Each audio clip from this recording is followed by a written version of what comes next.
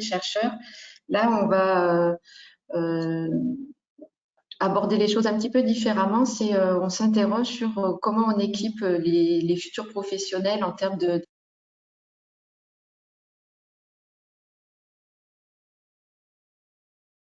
Alors, je viens d'avoir juste un petit son technique dans les oreilles, c'est pour ça que je me suis interrompue. Donc voilà, là, on va aborder un aspect vraiment très intéressant pour le développement de la recherche infirmière et paramédicale, et notamment l'enseignement de la recherche en formation initiale. Et c'est Pascal Belloni du CHU de Limoges et Valérie Berger du CHU de Bordeaux qui aujourd'hui vont nous présenter comment ils ont relevé le challenge d'harmoniser les enseignements recherche en Nouvelle-Aquitaine dans les IFSI. Et donc, elles vont se présenter au cours de leur présentation. Et Jean, peut-être tu peux nous rappeler les modalités techniques du déroulement de ce webinaire. Oui, bonjour à tous. Donc, il y aura une session de questions à la fin de la présentation de Pascal Belloni et Valérie Berger. Si vous avez des questions, n'hésitez pas à les poser au fur et à mesure de la présentation dans l'onglet chat du panneau de configuration GoToWebinar. Nous, à la fin, on relèvera les questions et on les posera de vive voix aux intervenantes. Pascal, Valérie, du coup, à vous. Bon webinaire à tous.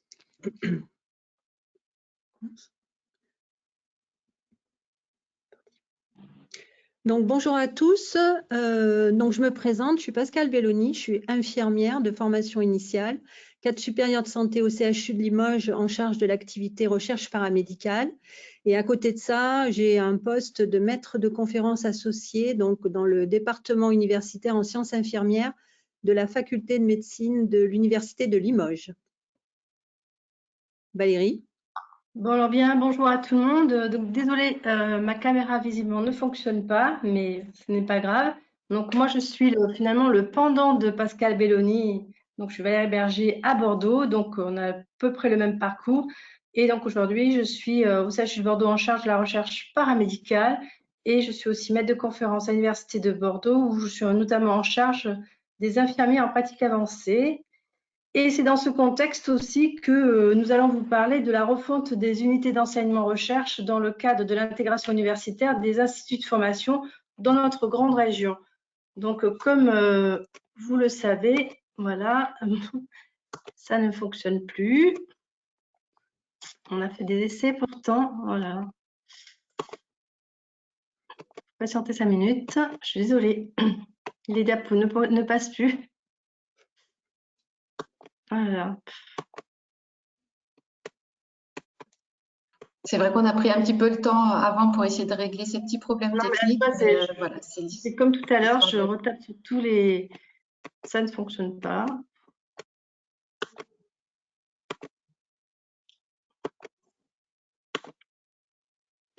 Peut-être, est-ce que Pascal, tu as la présentation aussi chez toi ou pas? Parce que peut-être on va pouvoir changer la main. Non, il faut que Valérie me l'envoie puisque c'est elle qui avait la dernière version, je crois. Comment on fait là? C'est là qu'il faut que je coupe ça. Ça, c'est pénible, franchement. Alors, peut-être que je peux aussi. La dernière version sur ma boîte mail. Oui, mais le problème, c'est que là, il faut que je me. On est désolée, hein. Je n'arrive même pas à me déconnecter là. Non, on va trouver une solution. Peut-être qu'en passant la main. Ça y est. C'est passé. J'espère que ça ne va pas faire comme ça toutes les diapos. On est désolé, hein, vraiment pour cette partie technique. Donc en fait, j'en étais qu'aujourd'hui, nous sommes toutes les deux avec Pascal Belloni et on parlera aussi de Marlène Arbutina de Poitiers. On est dans depuis 2009 une grande région, puisque la Nouvelle-Aquitaine, l'ex-Aquitaine, l'ex-Poitou-Charentes et l'ex-Limousin s'est regroupé en région Nouvelle-Aquitaine, qui est donc une des plus grandes en France, qui représente 3 universités, donc l'Université de Limoges, l'Université de Poitiers et l'Université de Bordeaux. Et cette grande région, en fait, regroupée dès 2021, 21 IFSI, Institut de formation en soins infirmiers, et aujourd'hui, on en compte 34.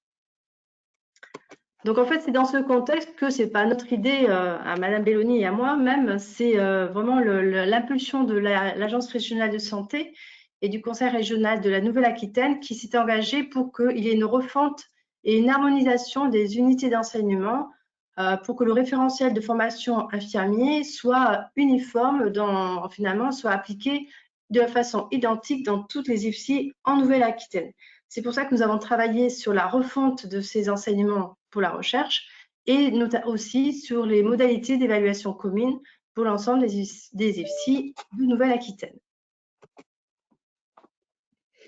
Donc, dans ce contexte, nous avons organisé un groupe de travail donc, qui comprenait des directeurs d'IFSI, des cadres de santé formateurs, un étudiant. Et nous avons donc piloté ce groupe de travail donc avec notre collègue Marlène Arbutina de Poitiers.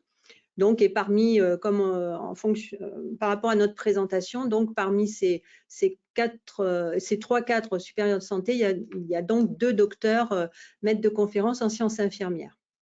L'objectif, ça a été donc de revisiter l'ensemble des unités d'enseignement initiation à la recherche en 2e et 3e année d'études, préparant donc ces étudiants aux mémoires de fin d'études. Et donc, comme Valérie vient de le dire, pour harmoniser en Nouvelle-Aquitaine, avoir vraiment un socle commun, on le verra plus loin, mais aussi au niveau des enseignements, mais aussi de l'évaluation donc de l'unité d'enseignement, notamment au semestre 4. Donc, ce travail a permis de revisiter les contenus des UE recherche au niveau des attendus pour des futurs infirmiers. Donc, nous avons donc échangé sur qu'est-ce qu'on pouvait attendre pour ces futurs infirmiers. Donc, et nous avons posé notamment 3 objectifs. Donc, d'harmoniser, mutualiser les contenus pédagogiques à partir d'un état des lieux. Donc, on verra plus loin l'état des lieux qu'on a mené. D'élaborer un guide de recommandation pour les cadres formateurs pour accompagner les étudiants dans la rédaction du mémoire de fin d'études et de retravailler donc les modalités d'évaluation des enseignements. Donc, pour arriver à ces objectifs, on s'est appuyé sur les éléments suivants.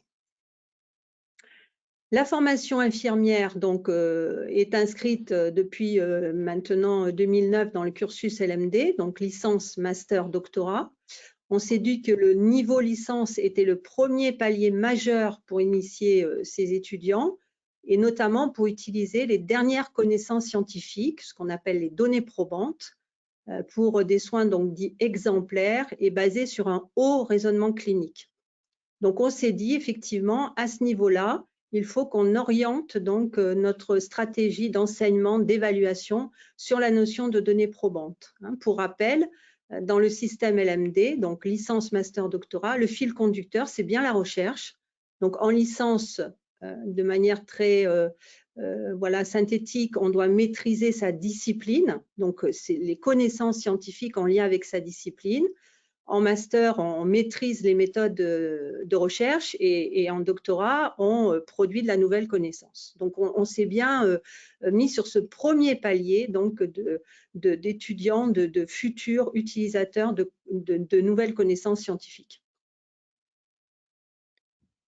Alors, pour continuer ce que dit Pascal, c'est que aussi on a vraiment réfléchi longuement où on voulait amener les étudiants et qu'on a un socle commun de réflexion et qu'on soit d'accord sur où on voulait amener, d'où on partait, où on voulait amener les étudiants.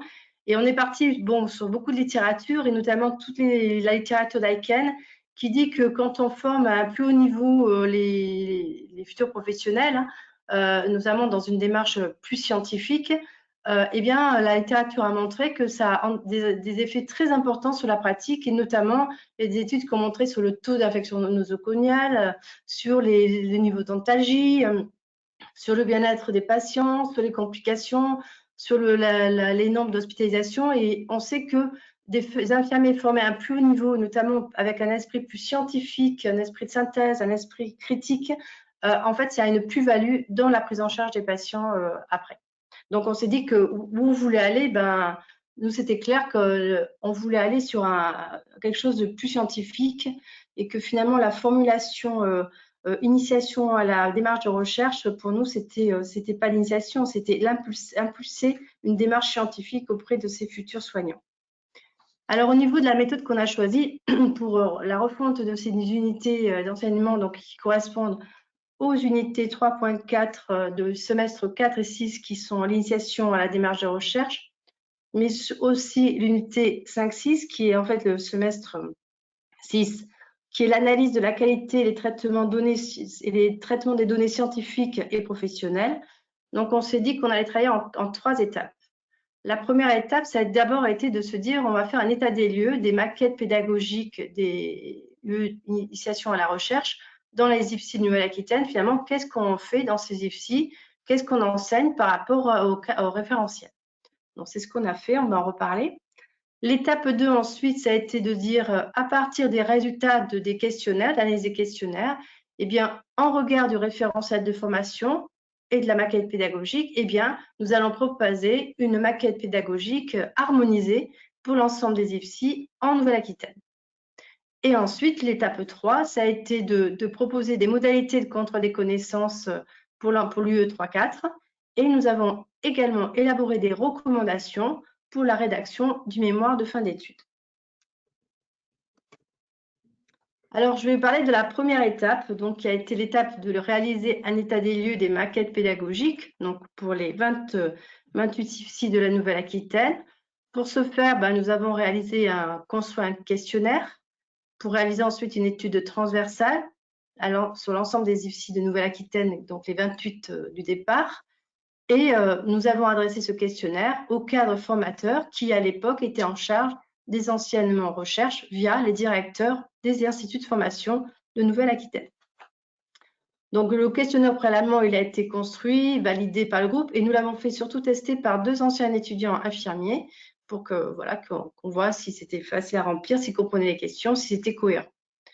Et ensuite, une fois que le questionnaire a été réalisé, adressé, reçu, nous avons fait une analyse quantitative. Pour ça, nous sommes aidés d'un logiciel SPSS 22 qui a permis de traiter les données quantitatives. Et ensuite, nous avons analysé les données qualitatives avec les questions qui étaient ouvertes. Et nous avons fait une analyse thématique à partir des résultats de ces questions. Toi, Pascal. Ce questionnaire, donc, on a diffusé auprès des 28 IFSI de Nouvelle-Aquitaine. Il comprenait, d'une part, le niveau de formation des formateurs en charge des unités recherche. Qu'est-ce qu'ils avaient comme formation autre que la formation cadre? Le scénario pédagogique de chaque IFSI avec les intitulés des contenus, les dates, les intervenants, la durée, les types de cours. Cours magistraux, travaux dirigés, travaux autres personnels, etc. Les modalités d'évaluation, les contenus des enseignements qui étaient peut-être à conserver ou modifier, les attendus, qu'est-ce qu'ils demandaient aux étudiants de réaliser dans le cadre du mémoire de fin d'études. Et puis, on avait ajouté un champ libre pour que les 4 formateurs puissent s'exprimer sur le bilan des enseignements et puis sur éventuellement des propositions qu'ils avaient à formuler. Est-ce qu'ils étaient aussi d'accord pour rentrer dans cette démarche d'harmonisation des unités d'enseignement recherche?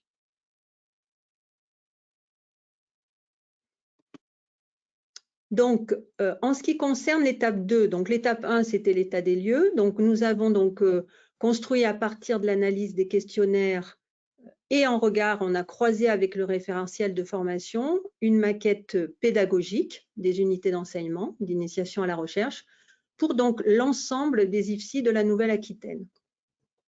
Et en étape 3, on a élaboré les modalités de contrôle des connaissances. Qu'est-ce qu'on attendait notamment en termes de validation au niveau du semestre 4 et des recommandations pour la rédaction du mémoire de fin d'études.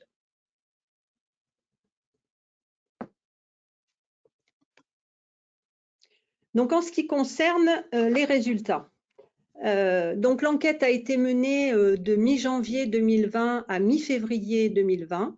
Donc, nous avons eu 22 IFSI qui ont répondu sur les 28 de Nouvelle-Aquitaine. Juste pour préciser, à l'heure actuelle, on a 34 IFSI en Nouvelle-Aquitaine. L'analyse des questionnaires a montré que 11 formateurs en charge des unités d'enseignement-recherche sont titulaires d'un diplôme de second, voire de 3e cycle universitaire.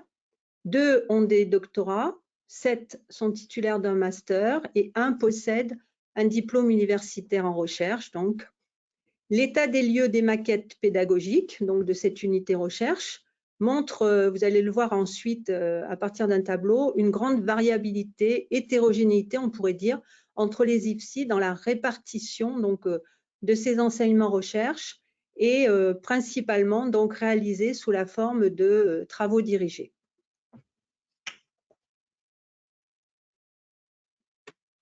Donc là, ce tableau vous montre clairement qu'en fait, il y a une hétérogénéité au niveau de l'ensemble des IFSI en Nouvelle-Aquitaine à l'époque, hein, puisque la répartition en termes d'heures de cours magistraux, de temps personnel guidé ou de travaux dirigés est totalement hétérogène en fait, et ça va du simple au double en fonction des instituts de formation. C'est pour dire que en fait, l'idée d'harmoniser est important pour que l'étudiant, quel que soit son lieu d'exercice, son lieu de formation, il ait accès à la même qualité de la formation, que ce soit en nombre d'heures, mais aussi en modalité d'enseignement. Donc, on ne va pas détailler le tableau, ça n'a pas d'intérêt, mais en tout cas, les chiffres montrent qu'il y a cette hétérogénéité. Alors, les principaux résultats, on pourra rentrer plus longuement dans les détails avec vos questions si vous voulez.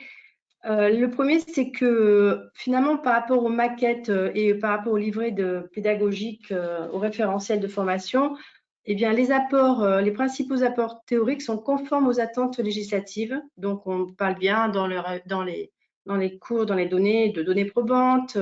On voit bien les étapes de la recherche sur le terrain. Voilà, il y a plein d'exemples cités comme ça et on retrouve bien le référentiel, il n'y a pas de souci. Au niveau de l'analyse des modalités de connaissance, au niveau des IFSI, ce qu'on a remarqué, c'est que c'est propre à chaque IFSI. Alors, certains faisaient de la lecture critique. C'est vraiment très hétérogène et il n'y avait pas d'harmonisation en Nouvelle-Aquitaine à l'époque. Et au niveau de la question qu'on avait posée aussi, c'était au niveau du démarrage du travail de mémoire de fin d'études. Eh bien, là aussi, on voit que c'était hétérogène puisqu'il y avait certains instituts qui commençaient dès la 2e année, d'autres qui commençaient dès la 3e année. Donc, en fait, les étudiants n'avaient pas le même temps pour faire ce mémoire de fin d'études en fonction de l'IFSI où il était. Alors, au niveau ensuite de l'analyse plus qualitative sur les verbatims qu'on a recueillis, on a vu dans ce questionnaire qu'en fait, bon, finalement, on n'était pas en dehors de la plaque, si je puis me permettre de le dire comme ça, mais il y avait vraiment une volonté de l'ensemble des répondants pour aller vers une harmonisation de ces enseignements en Nouvelle-Aquitaine et aussi au niveau des modalités du mémoire. Les attendus des formateurs pour le mémoire ont été vraiment discutés et certains disaient qu'il fallait commencer à partir du semestre 4, qu'il fallait enrichir les éléments d'enseignement sur la méthodologie de recherche et que en fait c'est l'importance d'avoir des exemples de recherche lors des enseignements. Donc il y avait beaucoup d'attentes quant à des supports pédagogiques, que c'est ce qu'on a essayé de faire avec l'harmonisation des enseignements. Donc, suite aux résultats de l'enquête, on a donc construit un programme pédagogique pour ces unités d'enseignement-recherche à partir bien sûr de l'enquête, mais aussi d'un consensus au niveau du groupe de travail, quelles orientations, quels cours, quelle durée, etc. Et donc, on a défini un programme en 18 chapitres répartis entre la 2e et la 3e année de formation. Donc, de ces 18 chapitres, on a donc créé 32 capsules d'enseignement construites et validées par le groupe de travail. Et ces contenus donc, ont été élaborés, ça en y tenait particulièrement, par des infirmiers ou des chercheurs spécialistes du domaine ayant au minimum un niveau master. Donc, parmi ces capsules, donc 12 infirmiers ont enregistré des capsules, dont 5 qui étaient docteurs, 2 documentalistes, une statisticienne et une anthropologue, donc docteur.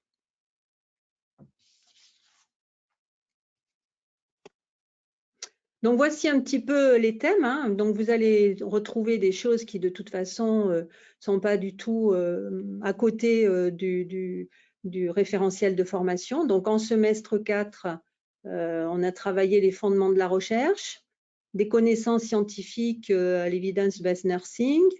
On a également travaillé sur comment on construit une étude, un protocole de recherche. Et on s'est appuyé donc à partir de cette construction sur un exemple d'étude qui avait été menée sur le terrain, une étude mixte. C'est important à chaque fois d'essayer d'amener, les formateurs l'avaient dit, d'amener des choses très concrètes de terrain. Donc, on a travaillé aussi autour de la lecture critique d'articles, la notion aussi de revue de littérature, comment on construisait une revue de littérature, et on a présenté les résultats d'une revue de littérature d'un infirmier. Ensuite, le diagramme de flux, les différents types d'études, quantitatives, qualitatives. On a également travaillé autour des outils de recueil et d'analyse de données quantitatives et qualitatives. Donc voilà pour le semestre 4.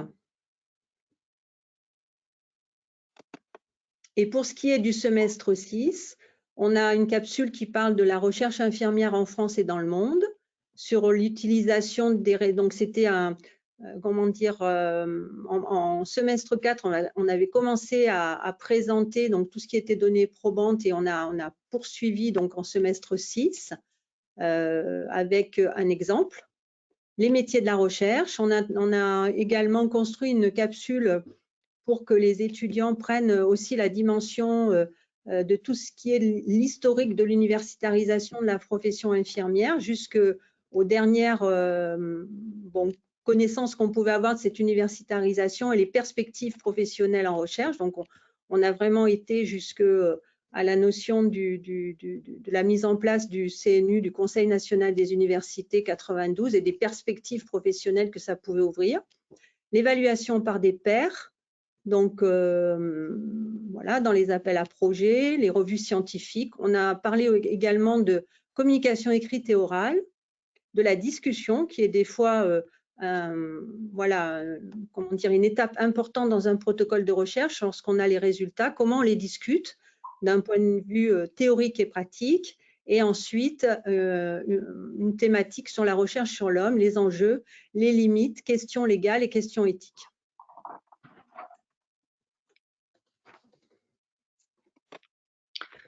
Donc, en fait, pour poursuivre notre cursus, notamment l'étape 3, qui était donc de consacrer notre groupe aussi sur les modalités d'évaluation, puis après sur les recommandations du mémoire, en fait, on est toujours parti sur la même réflexion de départ, c'est-à-dire qu'on attendait quoi des futurs infirmiers?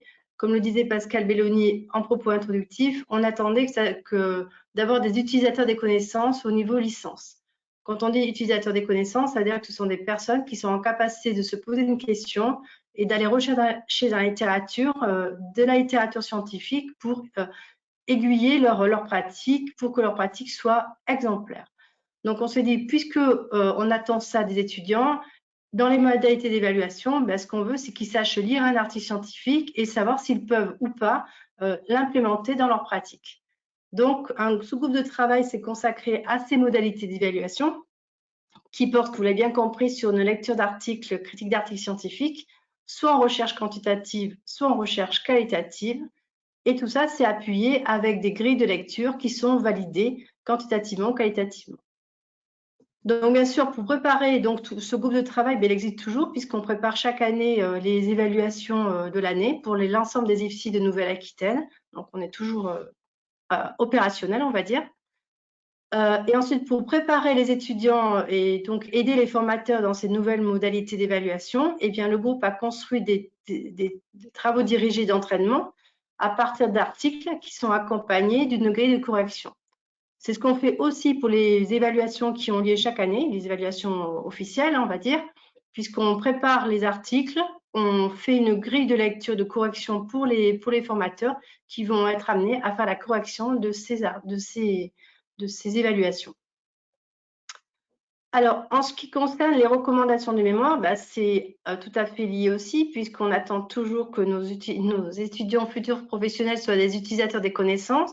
Donc, ce sont des personnes qui sont capables de se poser une question, qui sont capables d'aller rechercher la littérature, bien sûr de sélectionner les articles Et donc, pour le mémoire de fin d'études, il nous est apparu important de demander une revue de littérature sur une question que se pose l'étudiant à partir d'une problématique de terrain.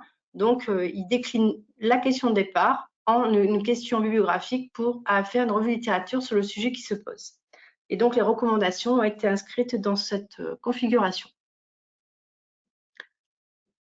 Alors, bien sûr, c'était quand même un changement important en Nouvelle-Aquitaine. Donc, on a, au vu des besoins des formateurs, et c'était intéressant et c'est très intéressant de faire ces journées, on organise donc depuis 2 ans une journée annuelle de formation pour les formateurs. Et on part à partir de leurs besoins. On fait d'abord un questionnaire pour demander si de recenser les besoins.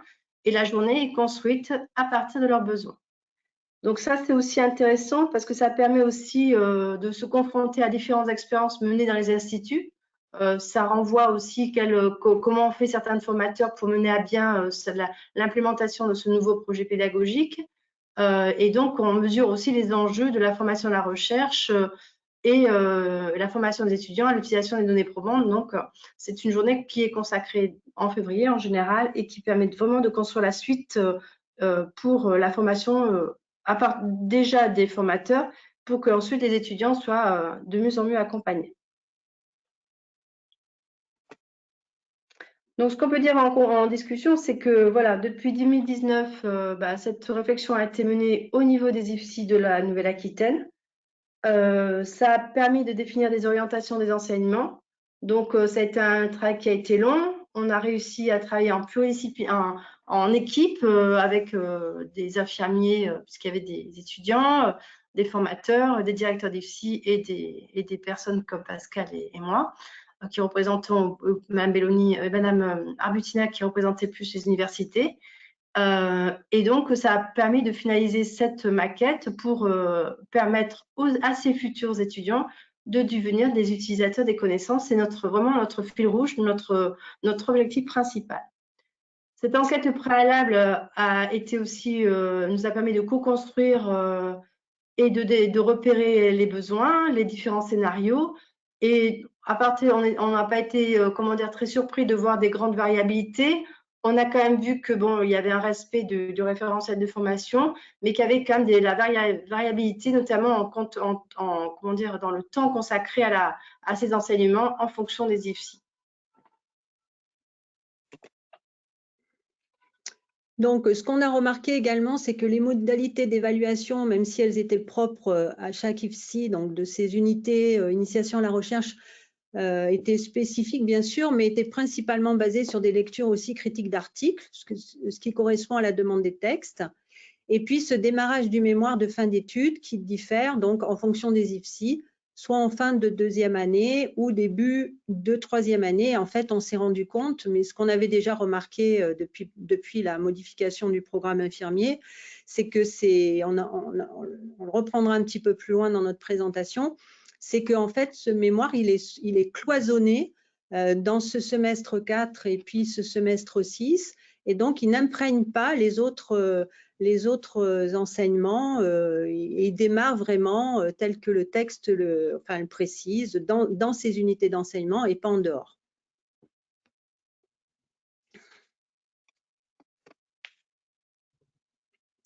Donc les choix étaient adaptés donc par rapport, on peut dire que les choix qui ont été,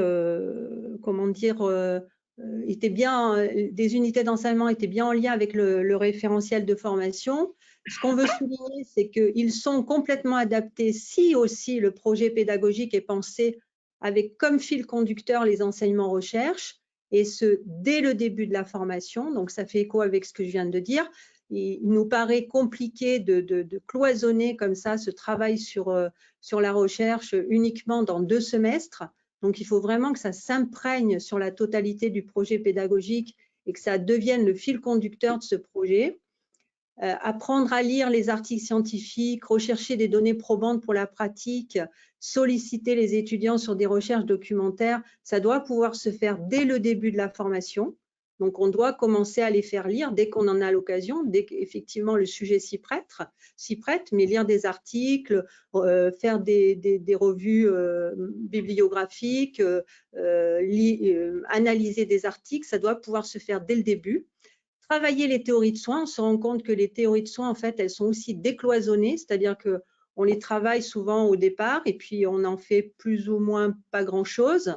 Donc, il faut vraiment travailler ces théories de soins de manière plus approfondie et ensuite les intégrer dans les travaux d'analyse des situations cliniques, les intégrer aussi dans le mémoire, on les voit apparaître dans le mémoire de fin d'études, renforcer l'apprentissage d'analyse des pratiques professionnelles à partir des données probantes, à partir des dernières données issues donc de recherches scientifiques, et appréhender les statistiques, alors pas peut-être des statistiques à un haut niveau, mais au moins pour être capable de lire des articles, initier aux habiletés des moteurs de recherche et appréhender les logiciels de traitement des références bibliographiques et, entre autres, augmenter les compétences en anglais médical. Donc, ces points-là, ils sont vraiment importants et je le répète, mais ils doivent et ils peuvent, hein, si on regarde effectivement le programme de formation, être injectés donc tout au long des 3 années de formation pour que, enfin moi j'ai l'habitude de dire, pour qu'en fait, au bout du compte, le mémoire, c'est comme un puzzle qu'on va ramasser, mais on aura eu toutes les pièces au fur et à mesure de la formation.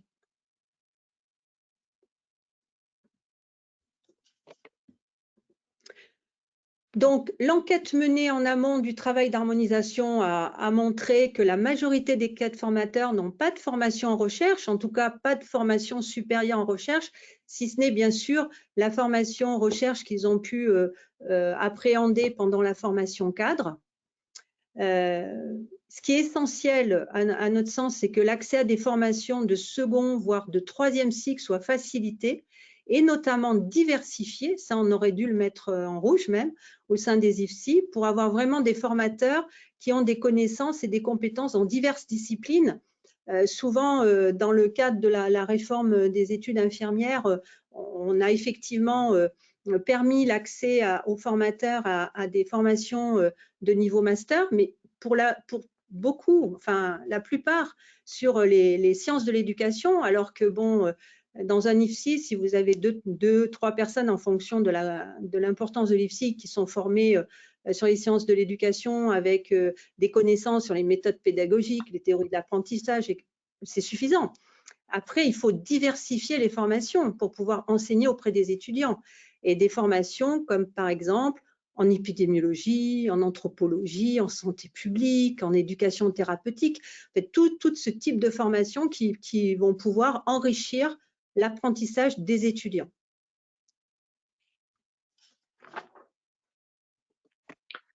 Alors, par rapport à cette refonte des unités d'enseignement, de recherche dans l'institut de formation, en fait, nous, ça nous a paru très important et on reste convaincus que c'est important d'acculturer les futurs infirmiers à la démarche de recherche et à un esprit plus scientifique. Le fait que depuis 2009, la formation soit inscrite dans un grade licence, ça veut dire qu'on peut avoir un accès à différents masters. Et ça, il faut vraiment le mettre en avant. Des futurs infirmiers peuvent être intéressés de savoir qu'ils vont pouvoir poursuivre des études. Et cette montée en compétences dans le domaine de la recherche est donc très importante parce que quand on rentre en master, on va aller approfondir la démarche de recherche et l'accès au master peut aussi se négocier parce qu'on on est équipé un peu plus en recherche. Donc ça, c'est très important de penser qu'aujourd'hui, le grade master ouvre à des masters, le grade licence, pardon, ouvre à des masters et que demain, on espère qu'il y aura des masters en sciences infirmières qui vont s'ouvrir en France. Ensuite, au-delà de la facilité à poursuivre des enseignements universitaires plus poussés, on sait que le diplôme licence, que ça a un impact sur la qualité des soins fournis. C'est ce que disent différents auteurs. On a déjà cité Aiken tout à l'heure, mais il y a aussi Seylo qui le dit. En fait, ça a un impact très important sur la qualité et la sécurité des soins. Et ça, il ne faut pas le minimiser. Et l'esprit scientifique, la recherche, c'est pas du plus, ça devrait être implémenté, ça devrait être fait partie de notre socle de référence. Mais ça, il faut que chacun en soit convaincu et que ce ne soit pas que quelques-uns. C'est au moins, on doit avoir cet esprit scientifique, c'est-à-dire qu'on doit pouvoir savoir se poser une question, savoir aller chercher la littérature et savoir aller lire des articles pour sélectionner les articles qui soient adaptés à ma pratique.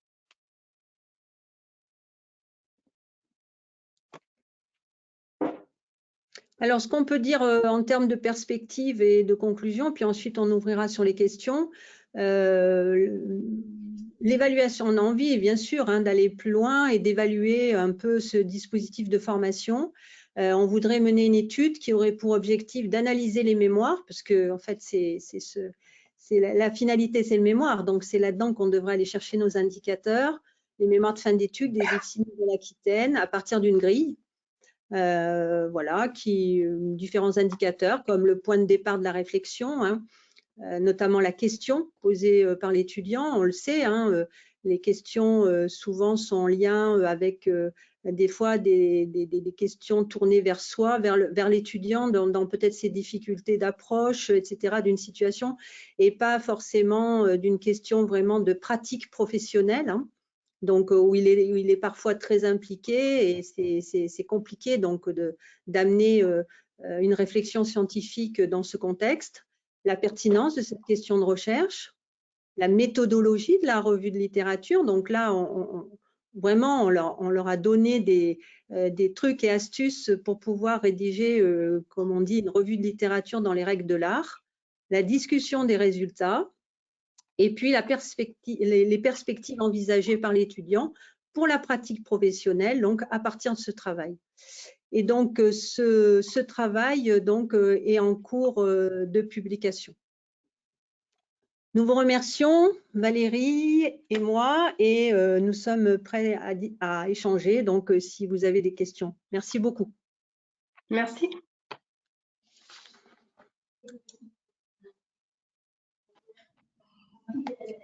Merci beaucoup vraiment Valérie et Pascal. Je vais peut-être laisser un tout petit peu de temps aux participants pour écrire leurs questions parce que je pense que tout le monde était très attentif et puis écrivent pas en même temps. C'est vraiment passionnant. Moi, j'ai plein de questions, mais je peux déjà vous faire remonter. Alors, c'est plus peut-être une remarque de notre nouveau collègue de Guyane, Christophe Wecker, qui est formateur ici à Cayenne, je crois. Donc, il précise que lui, j'imagine en réaction à ce que vous disiez, la recherche, c'est pas en S4 et en S6, c'est un peu partout, qu'il a intégré dès le S1 des notions comme l'esprit critique, Dunning, Kruger, biais cognitif majeur, solidité des sources, etc. Donc, c'est vrai qu'on a aussi au-delà du travail immense que vous avez fait, à tirer aussi peut-être bénéfice d'expériences ou quoi très satisfaisantes ou intéressantes dans le domaine de l'enseignement continu de la recherche. Céline Minchaka, notre collègue de Martinique, qui dit que c'est impressionnant, votre travail. Alors, j'essaye, Jean, tu me relais aussi un petit peu dans la… Il y a une question sur comment est-ce que vous avez fait pour motiver les enseignants? Moi, j'avais la même question. Je pense que tout le monde… Est-ce qu'on répond au fur et à mesure? Comment on fait là? Oui, allez-y, répondez peut-être sur… déjà, moi, j'avais comme ça. Moi, j'avais déjà par rapport à l'intervenant de Cayenne, je n'ai pas noté son nom. Merci. En fait, c'est vrai, ce qu'on voit, c'est qu'il y a des initiatives qui commencent, et ça, c'est génial, où on va implémenter, il y a une UE, je crois que c'est méthode de travail, je ne sais plus comment ça s'appelle, en première année, qui permet d'apprendre à lire un article, d'aller sur les bases de données. Et je pense que ça culture dès la première année, ça nous semble très tard. Le S4, en fait, en 4e semestre, en fait. Ça nous semble, la culturation de la recherche, ça doit se faire tout petit dès la première année, en fait. Et donc, je sais qu'il y a des expérimentations qui commencent. Et donc, super que Cayenne soit dedans. Oui, il précise même qu'il voudrait intégrer votre harmonisation. Je pense qu'il y aura peut-être des questions aussi qui suivent peut-être sur le partage de ces capsules qui ont l'air, à mon avis, très précieuses. Et ceux qui ne font pas partie de Nouvelle-Aquitaine doivent être peut-être aussi envieux sur ces aspects, mais c'est peut-être un autre aspect de ce webinaire. Alors, moi, je veux bien répondre sur la notion de motivation. Alors, je ne sais pas si on peut parler de motivation. En tout cas, moi, ce que je dirais, c'est que il y a un intérêt, je crois, de plus en plus certain, alors peut-être dans le contexte actuel, effectivement, aussi d'universitarisation, de liens de plus en plus ténus avec l'université, de partage, de regarder peut-être ces enseignements recherche avec un autre regard. Avant, j'avais l'habitude de dire que, alors pour être très à l'aise, moi j'ai été 4 formateurs 10 ans en IFSI, hein, donc voilà, pour que le discours soit, voilà. Souvent le mémoire, c'était un peu une variable d'ajustement pour l'obtention du diplôme d'État. Quand on voulait 1 ou 2 points ou autre, bon allez, on n'allait pas quand même coller l'étudiant sur le mémoire. Et je trouve qu'on avance. Alors, c'est pas évident. Je pense qu'il y a une prise de conscience, effectivement, que c'est important, notamment quand on leur dit que la recherche, c'est pas que rédiger un protocole de recherche. Hein. La recherche, c'est mettre à jour ses connaissances, c'est avoir des protocoles de soins très voilà, bien rédigés, actualisés, etc. C'est aussi ça, la recherche. C'est remettre en jeu ses connaissances, c'est lire, c'est ne pas rester avec des techniques. Je fais un clin d'œil à Valérie qui parle souvent de la technique de prise en charge des escarres. Voilà, ben non, on ne fait pas comme il y a 20 ans, les choses évoluent. Actuellement, nous, on est en train de travailler sur la technique de l'intramusculaire. Et on se rend compte qu'au jour d'aujourd'hui, le quart supéro-externe, c'est peut-être pas ça, hein, maintenant, c'est plus ça. Il y a des études qui ont prouvé d'autres choses. Donc, c'est aussi tout ça, la recherche. Hein. C'est ce questionnement, cette démarche intellectuelle, cette curiosité qu'il faut impulser aux étudiants. Et ça peut se faire depuis le début. Et les 4 formateurs, ils commencent un peu pour certains. Et je crois que c'est comme quand, je pense, Valérie partagera, on a commencé à développer l'activité recherche sur nos CHU. Je pense que certains commencent à voir vraiment. Et puis, ça va faire boule de neige avec les autres. Parce qu'on se rend compte qu'à nos journées formation, eh bien, on a quand même pas mal de formateurs qui viennent. Et je crois qu'ils arrivent à verbaliser ce qui était compliqué au départ. Alors, ça arrive encore, hein, mais ils nous disent, oh là là, mais les étudiants, ils n'y arriveront pas, mais ils n'auront pas le niveau, etc. Et puis, progressivement, le discours est en train d'évoluer en disant, oui, mais nous, 4 formateurs, est-ce que vraiment on a tous les outils qu'il faut pour amener les étudiants? Et je crois que le nerf de la guerre, c'est la formation des formateurs. On l'a pointé très vite avec Valérie. Donc, si on arrive à leur donner des opportunités comme on fait, des journées de formation, leur faire voir que mais il n'y a pas de raison. Hein, et puis les étudiants, et pour avoir échangé avec certains, sont tout à fait friands de ce genre d'enseignement.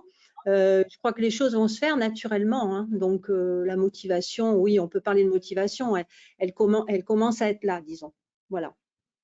Après, pour en rajouter une couche, Pascal, sur la motivation, c'est que je pense que le point fort on l'a pas dit, mais c'est que tout ça, on l'a fait en co-construction avec des formateurs, en fait.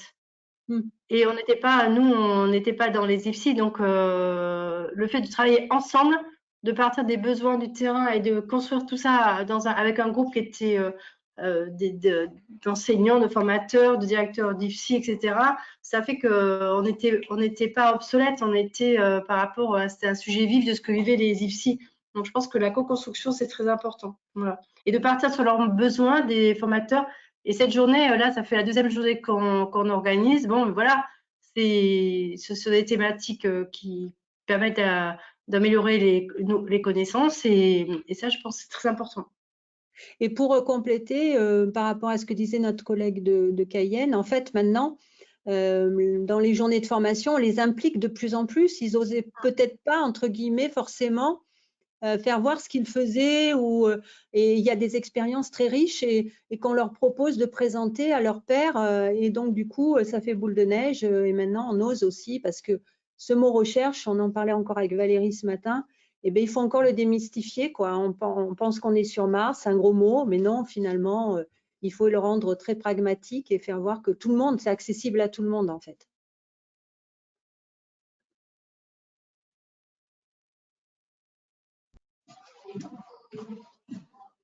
J'ai une question un petit peu technique de Jérôme Moll ou Mollet, je ne sais pas comment on prononce. Et entre autres, via beaucoup de félicitations et tout le monde est impressionné. Mais je lirai après les commentaires là, ils seront disponibles. Donc, quelle formidable démarche. Et alors, MFE, j'imagine, c'est le mémoire de fin d'études, c'est ça. Sous format revue systématique de littérature, n'est-il pas perçu comme trop complexe par et pour les étudiants?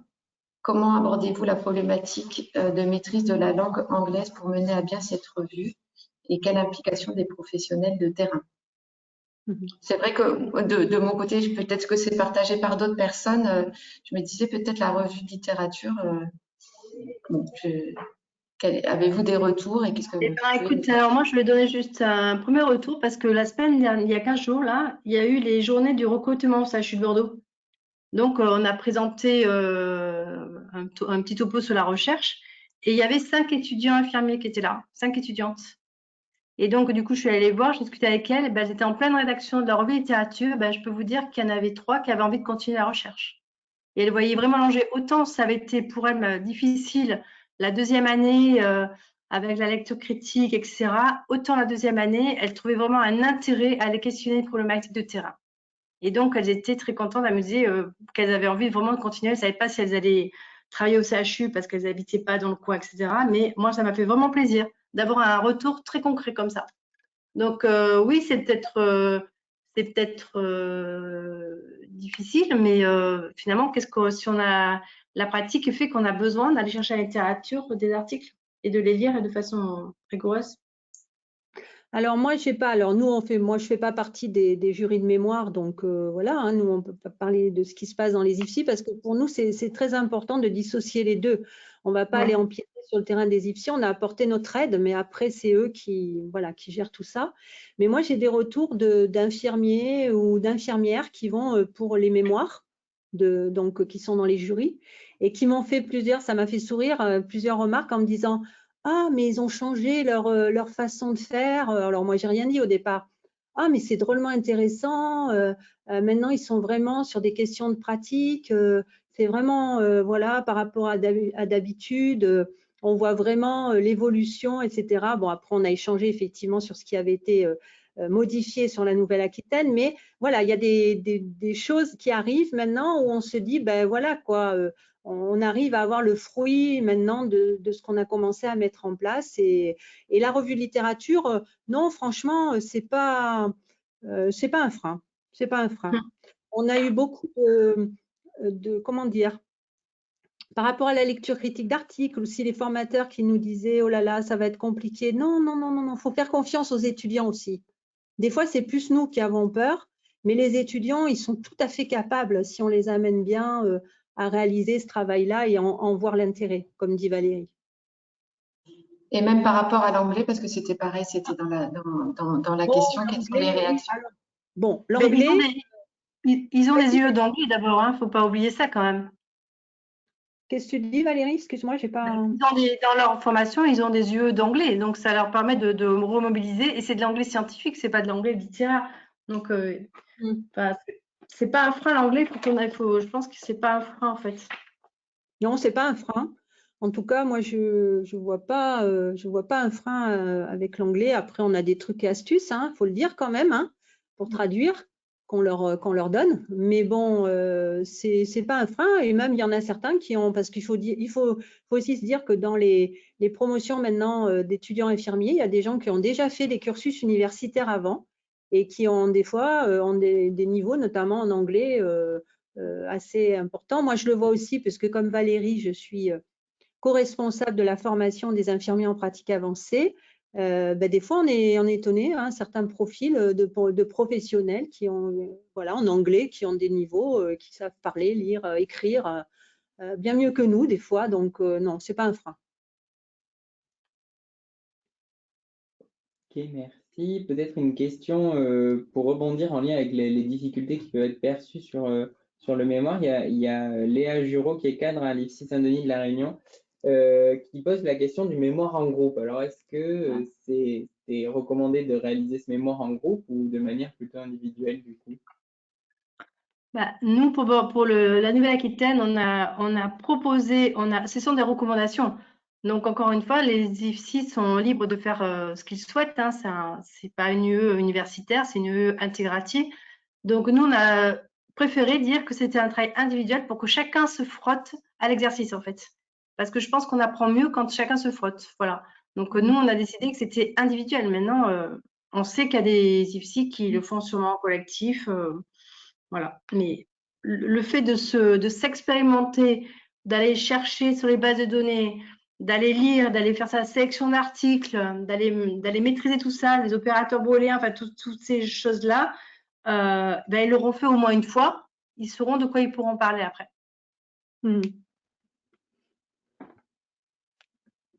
Après, c'est un choix d'école, donc nous, on va pas critiquer les choix pédagogiques des instituts. Hein.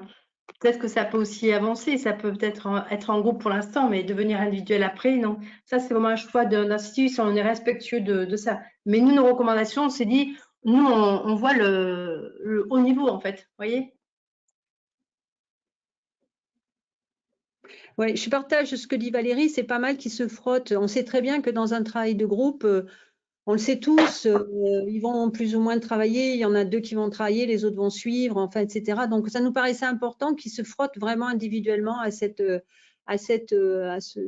processus un peu intellectuel qu'est la recherche et ce mémoire sur la revue de littérature.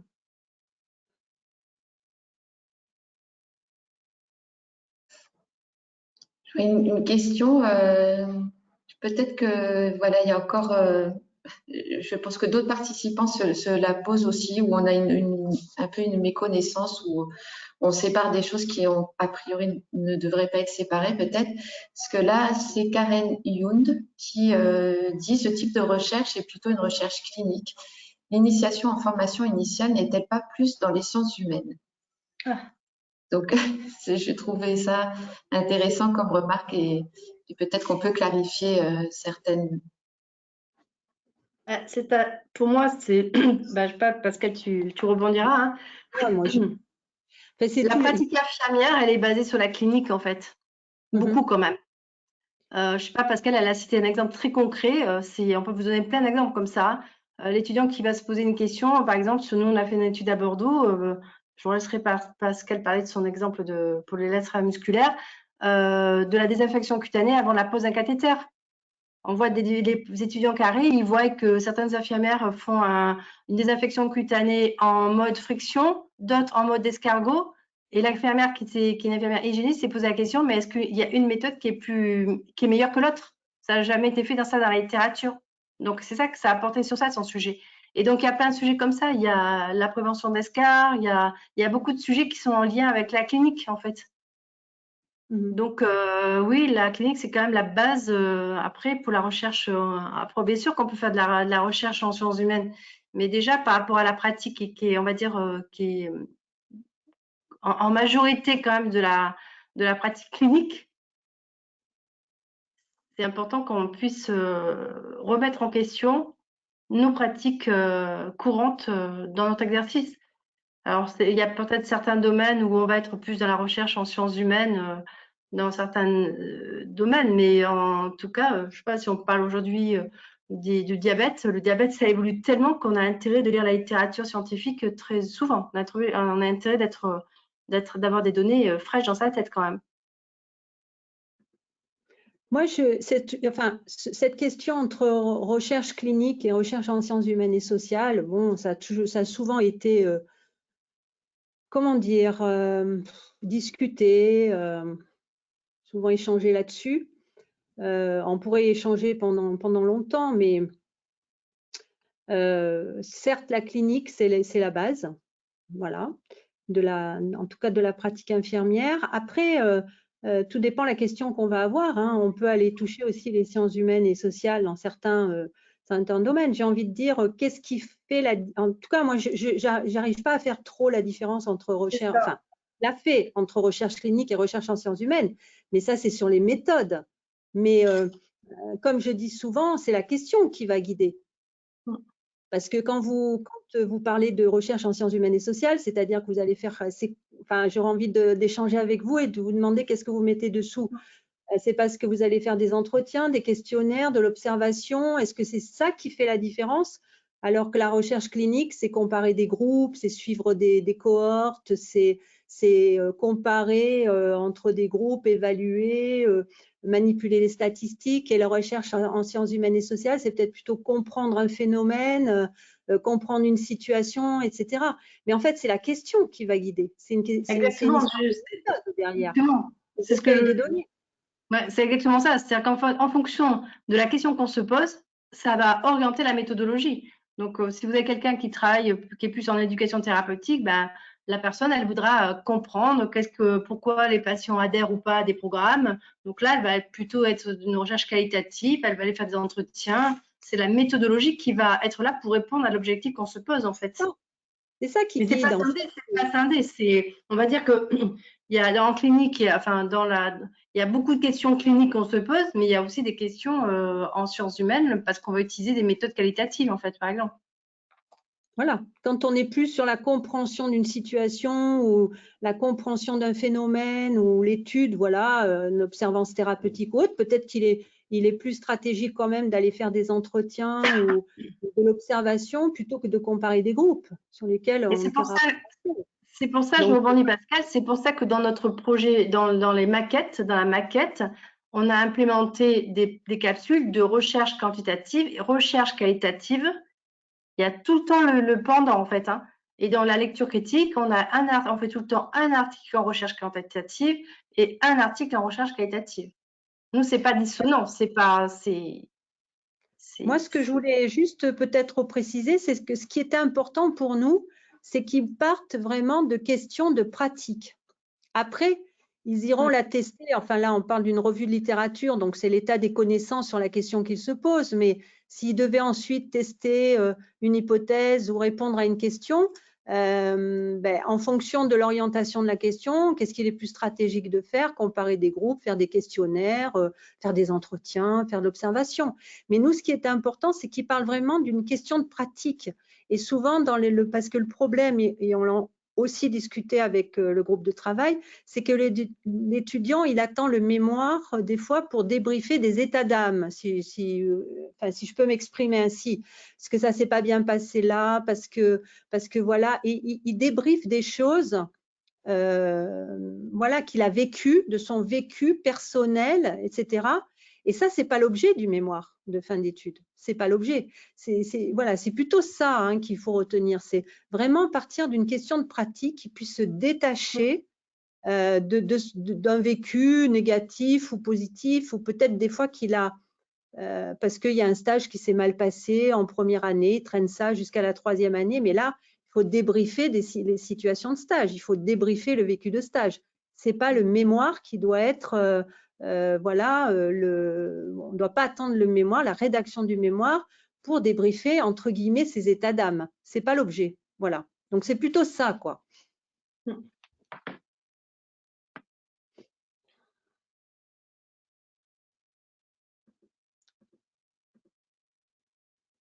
Alors, beaucoup de commentaires abondent dans ce sens, là, des sciences infirmières qui sont le croisement de plusieurs disciplines, et du coup, ça rejoint complètement.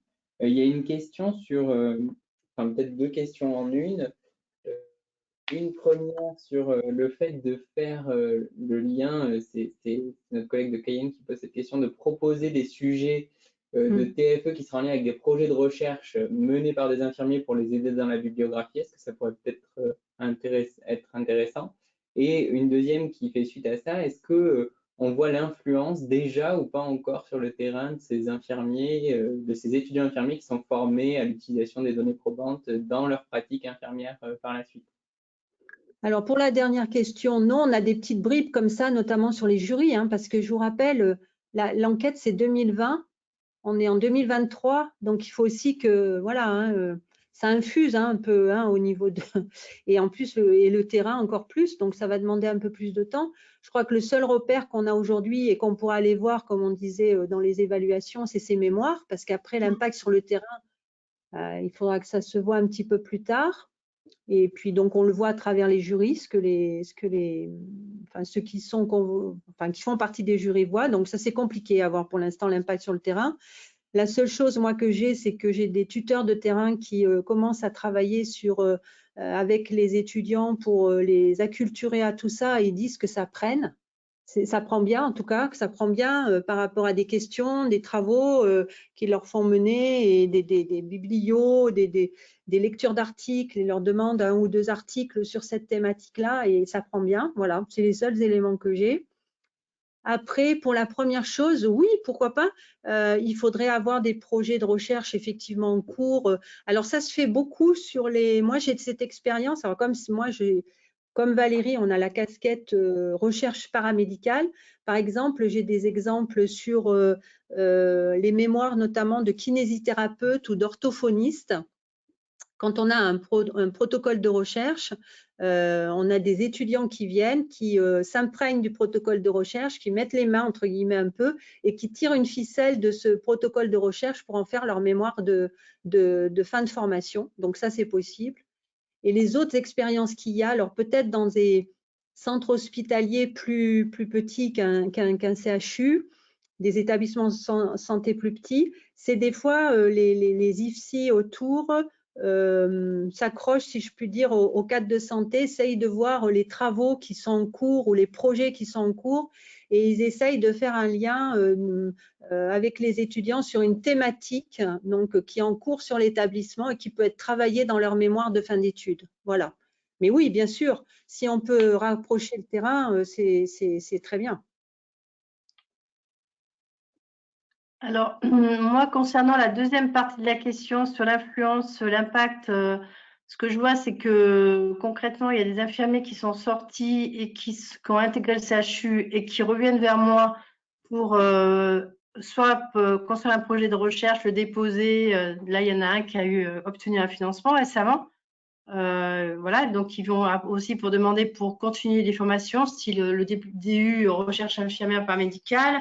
Donc voilà, donc il y a quand même des choses qui se passent. On voit que finalement, même aux États-Unis, etc., les infirmiers qui veulent continuer en recherche, c'est pas non plus des grosses cohortes, ça correspond à 1,5 à 2% de la population. Mais déjà, nous, on arrivera à 1%, 2% de la population d'infirmiers qui voudraient faire de la recherche après, ça serait très très bien. Mais ce que je pense, c'est qu'il y a quelque chose qu'on n'a pas fait, parce qu'on le fait chacun dans ses sites différemment, on essaie différents modèles, c'est que là, on s'occupait des IFSI, on s'occupait de la formation, on s'occupait de la démarche de recherche, mais il faut aussi qu'on impacte le terrain, en fait. Et souvent, il y a aussi ce décalage entre le terrain qui n'est pas au courant, qui ne maîtrise pas du tout, et donc, il faut trouver différentes actions aussi pour impacter le terrain, en fait, et qu'ils soient plus à l'aise pour justement faire de la revue de littérature. Donc, par exemple, nous, à Bordeaux, ben, on a un atelier lecture tous les ans d'articles scientifiques. On a un atelier d'écriture. On essaie de faire des choses pour aussi outiller le terrain à être plus à l'aise avec la culturation et la recherche.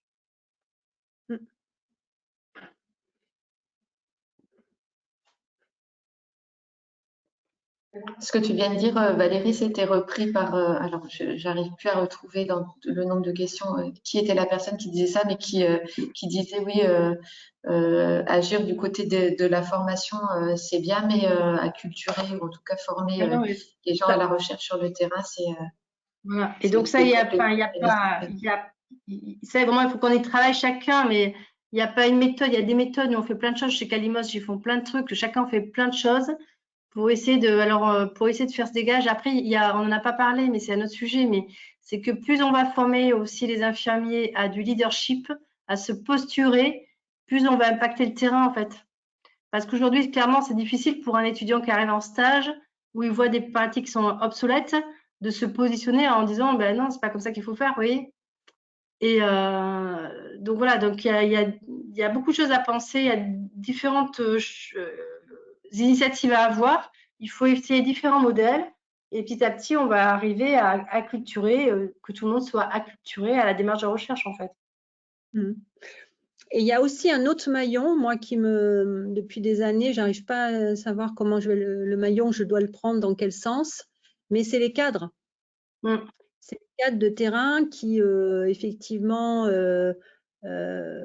parce que leur mission, souvent, vous le savez très bien, dans les organisations de soins à l'heure actuelle, sont plus pris pour travailler sur des problèmes de ressources humaines que de s'intéresser à cette activité recherche.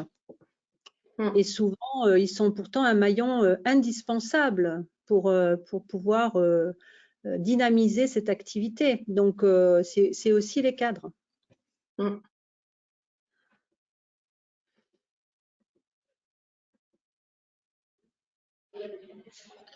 Je reprends quelques questions plus peut-être sur votre présentation en elle-même. On demandait si les capsules, les fameuses capsules, étaient à destination des étudiants ou des formateurs. Des deux. Des deux. Très important que les formateurs se approprient les capsules. Important. Parce qu'on s'est rendu compte qu'en fait, enfin bon, c'est des petites anecdotes, mais quand ils nous posaient des questions, vous savez, comme les étudiants, des fois, ils nous posaient des questions, mais on se disait, mais c'est dans la capsule. Et puis, quand on posait la question, ils n'avaient pas regardé les capsules. Donc, c'est pour les deux. Pour les deux. Et surtout en pédagogie, une capsule vidéo qui n'est pas accompagnée derrière, c'est pas très pédagogique. C'est ce qu'on a vraiment que les formateurs, nous, par exemple, on vient de faire une journée pour les formateurs.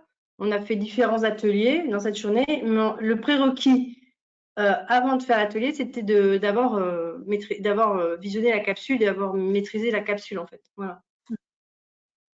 On voit pas, enfin moi je vois pas comment effectivement on peut harmoniser tout ça si les 4 formateurs s'imprègnent pas des capsules, lisent les capsules, parce qu'après effectivement c'est eux qui vont avoir toute la déclinaison dans les IFSI, de l'accompagnement, etc., et d'être en adéquation avec les étudiants. Donc ça paraît évident, quoi. C'est pour les deux.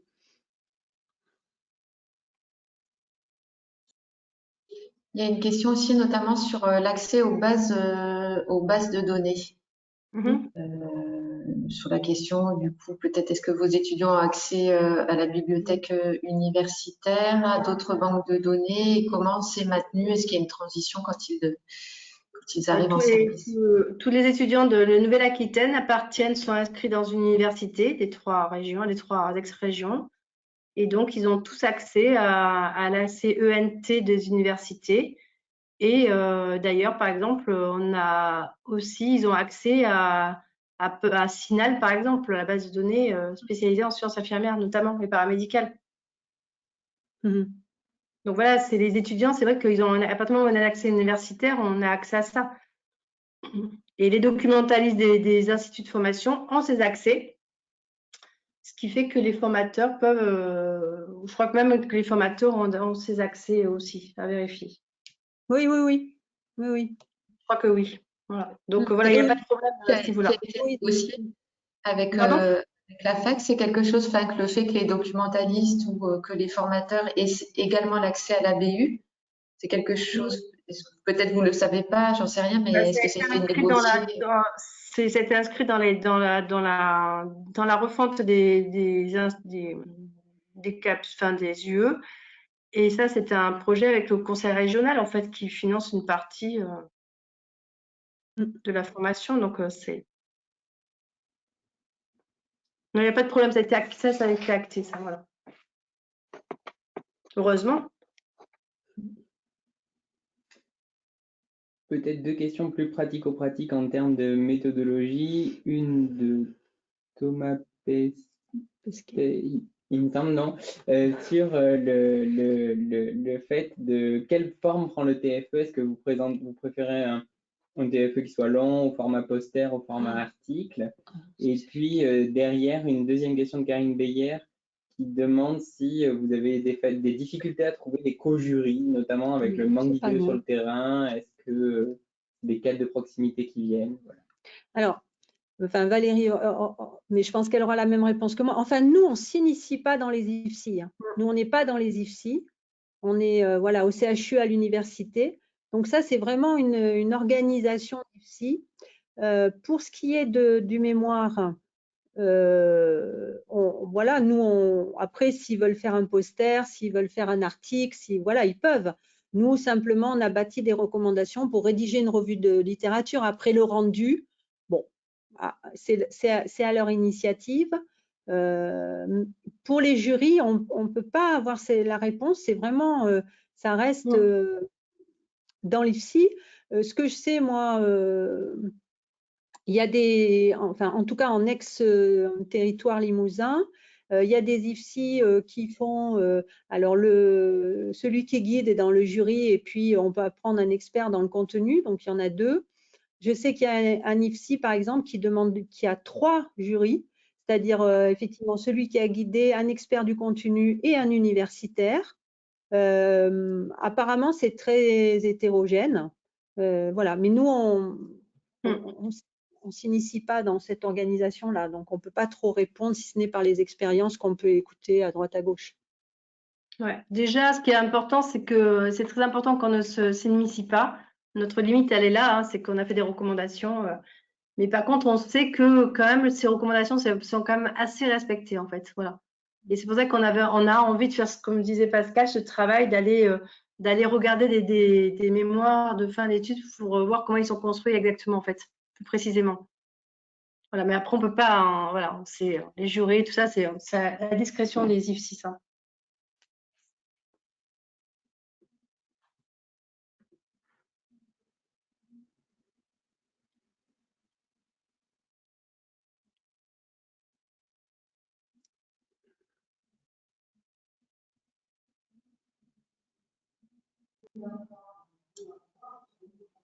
Moi, est-ce que vous avez du coup, il y a peut-être d'autres questions, c'est plutôt des félicitations ou des commentaires.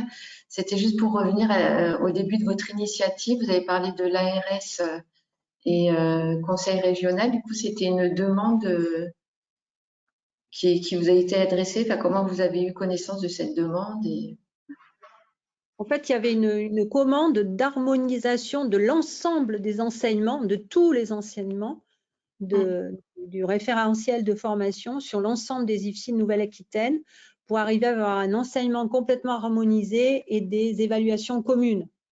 Donc, c'est dans ce contexte-là qu'on a été interpellé par rapport à la recherche. Nous, on n'a rien, enfin, comment dire, c'est pas notre initiative, hein, on est venu nous chercher, en fait. Et l'ensemble des UE ont été harmonisés comme ça, en fait. Voilà.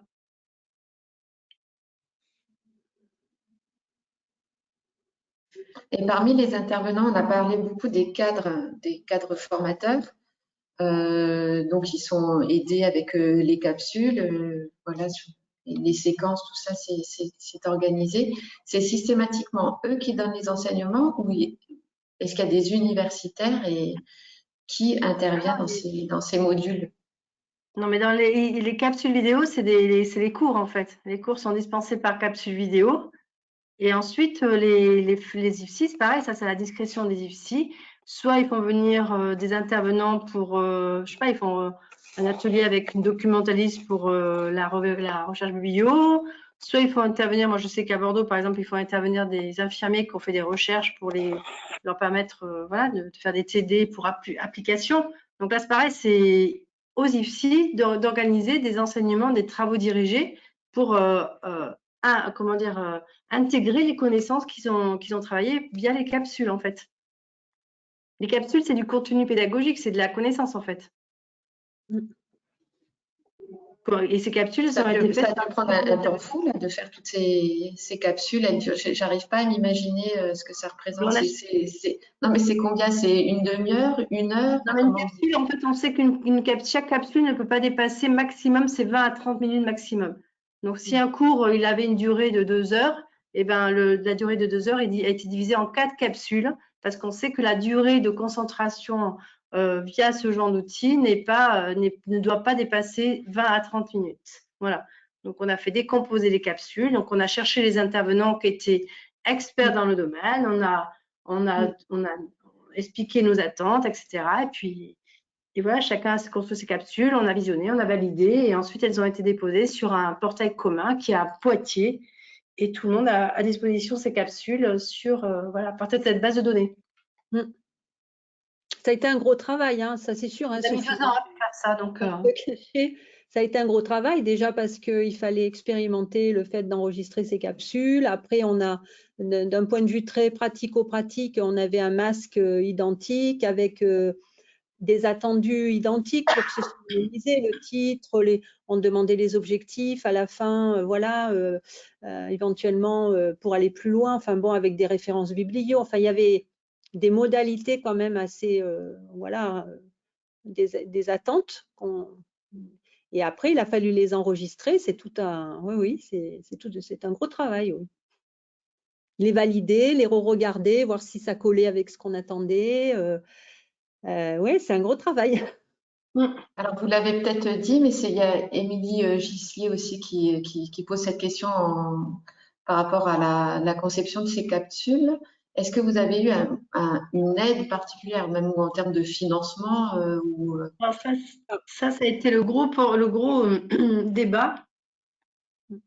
Pour que chaque intervenant qui est intervenu au niveau de la construction de ces capsules puisse avoir un paiement des heures faites. C'est comme s'il faisait un cours, hein, finalement.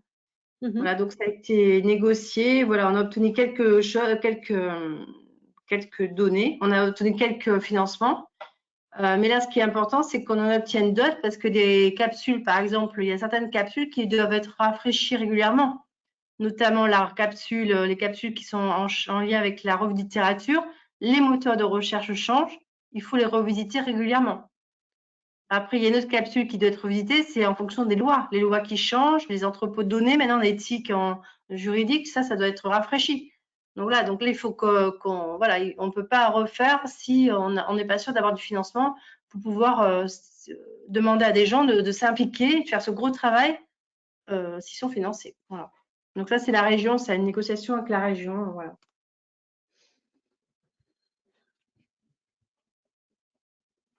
Parce que de toute façon, au total, c'est finalement potentiellement des économies pour après, parce que ces cours, ils sont là pour plusieurs années. Ils sont payés une fois, ils ne sont pas payés des autres années, en fait.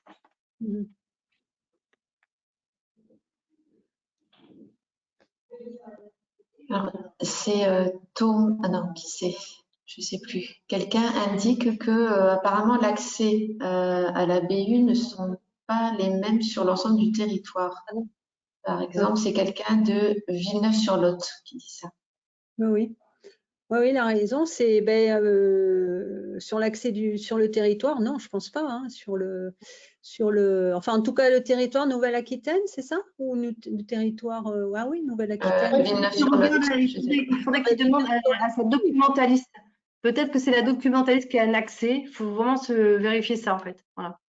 Ah oui, parce que sur Villeneuve-sur-Lot, si, il doit avoir. Mais normalement, à partir du moment où on a accès à Inoticia avec les capsules, les codes qui permettent de se connecter à Inoticia permettent de se connecter aussi également à la BU. C'est pour ça que je suis étonnée, vraiment. Moi aussi. Ça dépend après de l'université de rattachement. Mais... Villeneuve-sur-Lot, c'est Nouvelle-Aquitaine, hein, c'est Nouvelle-Aquitaine, c'est là.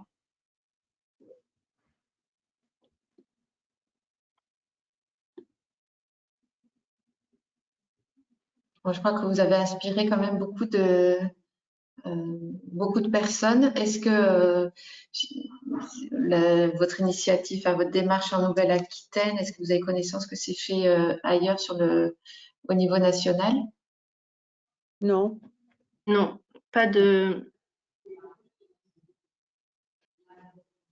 Non, on ne sait pas. Parce que là, vous allez pouvoir monnayer Ça va être très cher. les fameuses capsules. Non, mais c'est intéressant.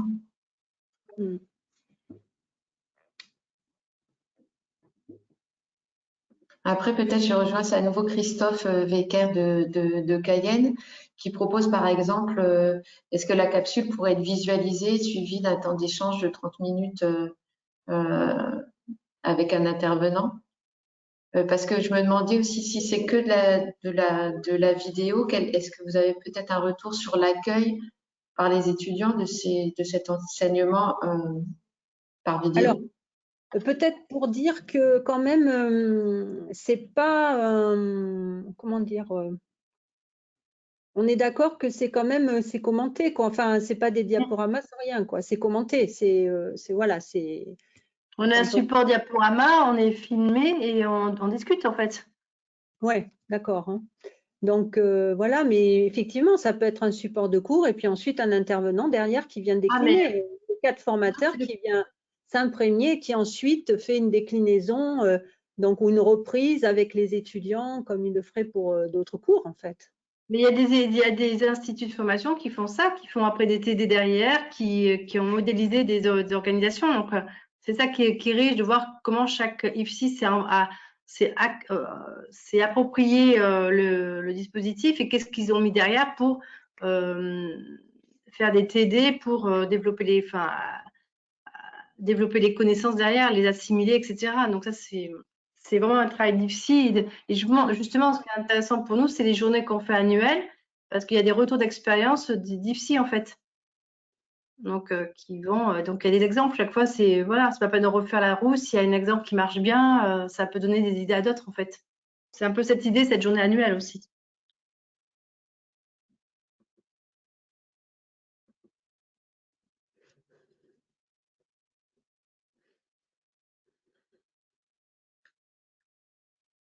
En tout cas, en effet, comme le disait Sophie, ça a suscité des échanges de manière très importante, avec plein de propositions de mise en place de TD, de création de lexique de recherche, etc.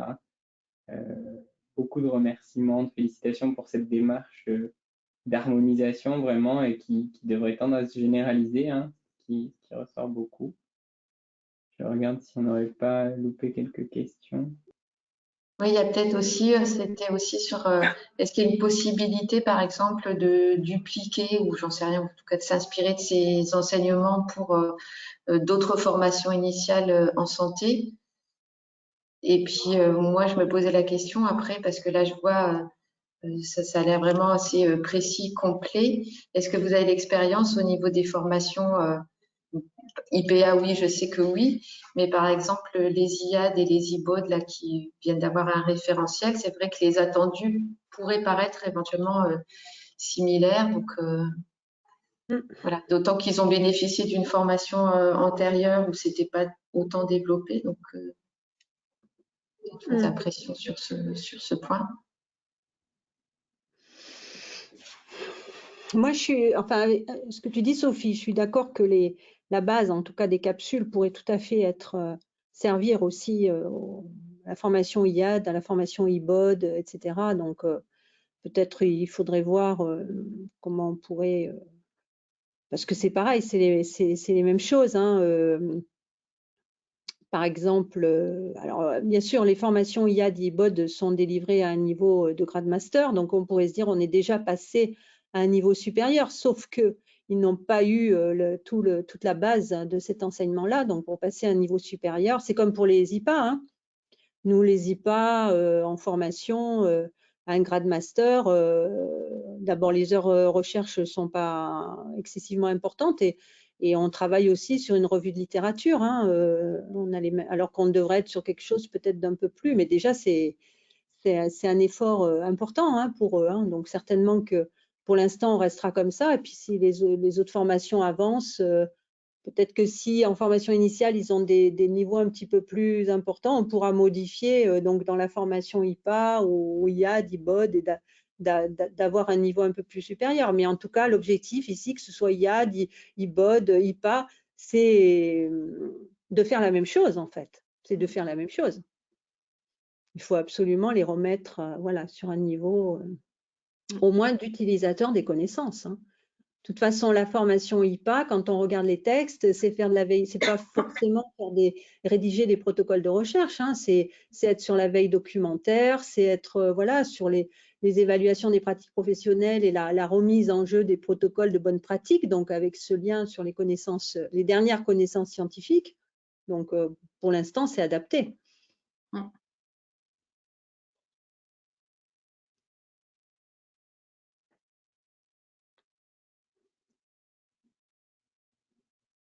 On ne t'entend plus, Sophie. On t'entend pas, Sophie. Oui, pardon. Je disais justement, peut-être j'ai coupé le micro parce que c'est bientôt la fin.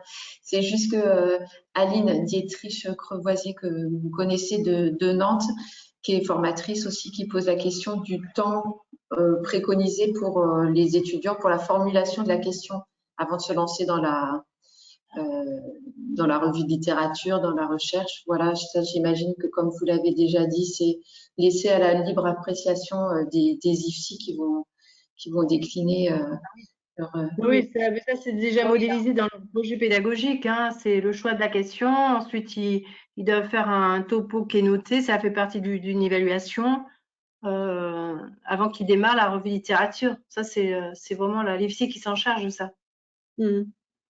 Et ça, c'est important d'accompagner l'étudiant effectivement à la clarification de sa question de départ, en fait, hein.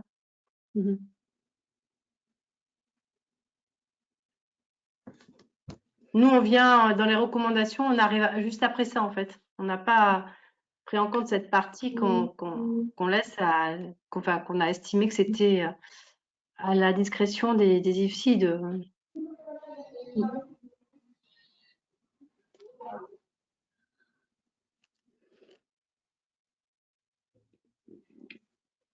Vous avez accès, Valérie et Pascal, aux questions? Non, moi je vois rien là, je suis désolée. Alors, j'ai mon partage d'écran, là je vois que mon écran, je suis restée sur merci pour votre attention. Donc, oui, d'accord. Oui. Enfin, tu les vois, Pascal.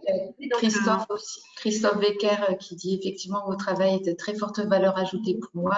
Je souhaite intégrer l'IFSI de Cayenne. Il monte la formation IAD. J'ai aussi la formation préparateur en pharmacie à SAP. Certaines capsules peuvent être utiles à ces formations.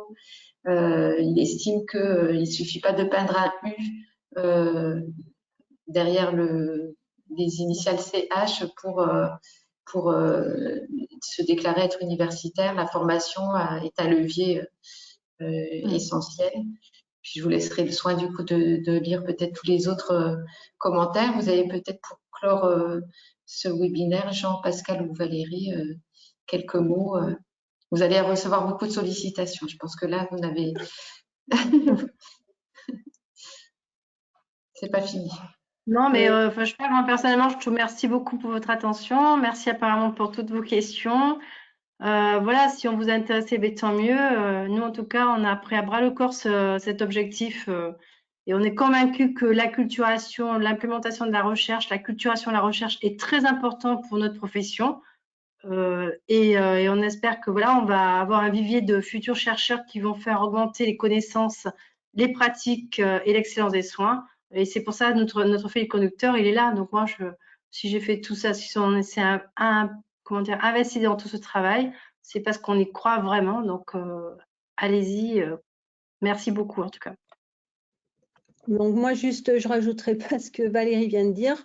Merci infiniment pour votre attention et votre intérêt pour cette thématique. Croyez en vous, les formateurs. Croyez aux étudiants aussi parce qu'ils ont des ressources qu'on n'imagine pas. C'est comme les professionnels de terrain. Souvent, j'ai l'habitude de dire à mes collègues, mais voilà, tu as des gens mais extraordinaires sur le terrain. Il suffit de faire attention et puis de les accompagner. Donc, il faut croire en chacun. Et puis aussi, peut-être dernier message, la recherche, c'est pas quelque chose de... J'ai l'habitude de dire, c'est pas hyper compliqué. C'est comme dans la vie de tous les jours. Quand on se pose une question, on cherche une réponse toujours, ou alors on n'est pas complètement, je sais pas, humain.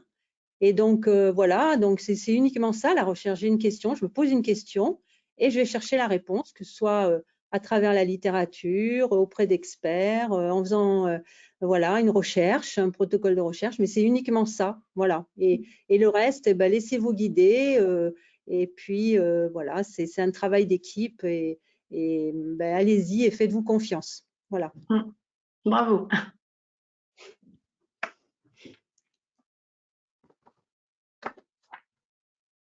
En tout cas, merci Merci à tous. pour ces paroles pleines d'espoir. Oui. On se donne rendez-vous pour le prochain webinaire. Ce sera, je crois, le 1er juin. Jean, tu confirmes. Et ce sera la présentation de projets de nos collègues de la Réunion. C'est bien ça? Voilà.